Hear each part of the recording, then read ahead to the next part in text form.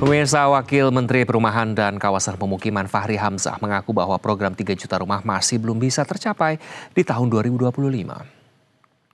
Bukan tanpa alasan, Fahri menjelaskan bahwa tak tercapai pembangunan 3 juta rumah di 2025 ini lantaran anggaran yang dimiliki Kementerian PKP belum mencukupi untuk menjalankan program tersebut. Fahri mengungkapkan, memang selama ini sudah ada beberapa unit rumah yang terbangun, namun itu merupakan program dari Corporate Social Responsibility atau CSR maupun rumah subsidi dengan skema fasilitas likuiditas pembiayaan perumahan alias FLPP. Menurutnya hal itu bukan merupakan indikator kinerja utama alias Key Performance Indicator atau KPI yang diemban Kementerian PKP. Namun pihaknya meminta agar pembangunan 3 juta rumah diseriusi berdasarkan anggaran yang telah disusun oleh Presiden Prabowo Subianto di tahun 2026.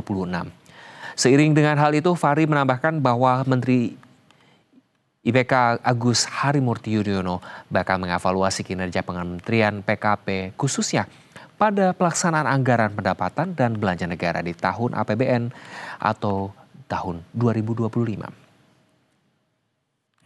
Untuk tahun ini per budget kita belum. Itu yang saya tadi minta maaf, untuk tahun ini belum. Gitu loh. Yang dijual ini ya ini tadi.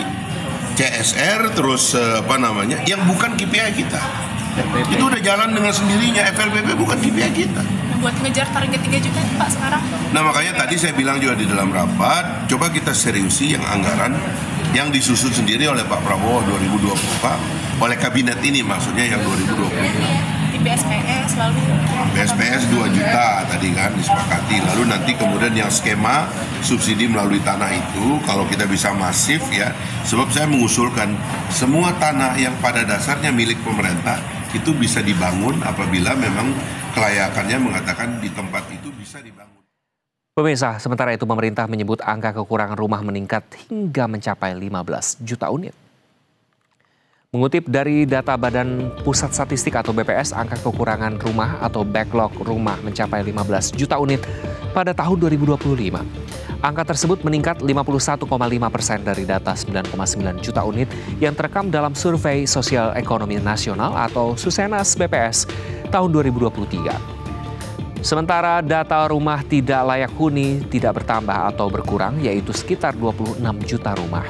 Pemerintah pun terus melakukan berbagai langkah dan mengeluarkan berbagai kebijakan, salah satunya kebijakan kenaikan batas penghasilan masyarakat berpenghasilan rendah atau MBR yang bisa beli subsidi, rumah subsidi maksud kami, yang mana kebijakan ini dinilai bisa membantu menurunkan angka backlog perumahan.